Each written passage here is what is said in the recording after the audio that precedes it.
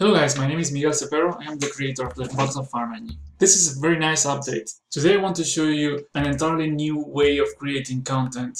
So usually you see me creating blocks and removing blocks, little squares everywhere. This time it's going to be something very different. What we have here is what I call a smart brush. This is not adding cubes anymore. Every time I click, what I get is a section of a column. Every new section I add, it's slightly different, it's slightly rotated. You may have some imperfections like cracks, there may be some missing bits to it. So this creates a lot of variety in whatever you build, but you don't really care about this. You only click and the system is creating all this detail for you. Now all the stuff you see here is actually voxels. This is the same if I had went and add every single voxel there. I can go back at any time. I can change any of the voxels that are already there. So I could go and smooth them, blend them with other voxels. So this is just a way to get content into your scene very easily. Here I'm trying to create something that looks like a set of Greek ruins. What is nice about ruins is they have a lot of detail into it because they have been there for a really long time. And this somehow has to show. So it is actually nice that not everything aligns properly, that you see that the discs are shifted along the horizontal. This is something you want. But if you were building something entirely different, let's say a space station, you could have your brush make sure that everything you add to the scene is properly aligned. So how this works? A single brush is made out of a list of different meshes the system can bring into the scene. And once a mesh is brought, it goes through a process of voxelization. So the system will go and trace a bunch of voxels to make sure the volume that is described by the mesh ends up represented as voxels in the scene.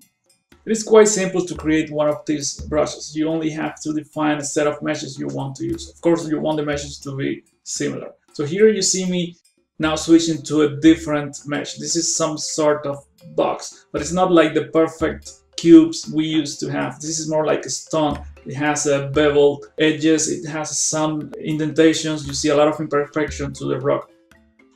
And remember, what these brushes do is they add voxels. So you could combine several strokes into one and you can create forms that are even richer than the shapes you start with. If I wanted those strokes to align, it would be possible, but in this case, I actually want them to be like this because I want the combined effect of all these brushes. So far I have clicked a few dozen times, and this is already starting to look like a nice set of ruins. I think a system like this does not require you to have exceptional artistic skills. You can have just a bare idea of what you want to achieve, click a few times and you will get something that looks actually nice. Even if you're dealing with complex shapes and smooth surfaces and really high density detail, I think it's really important that the interface remains very simple. This is why Minecraft is so successful. It's because you always know what to do. It's very easy to think about what's gonna happen when you click.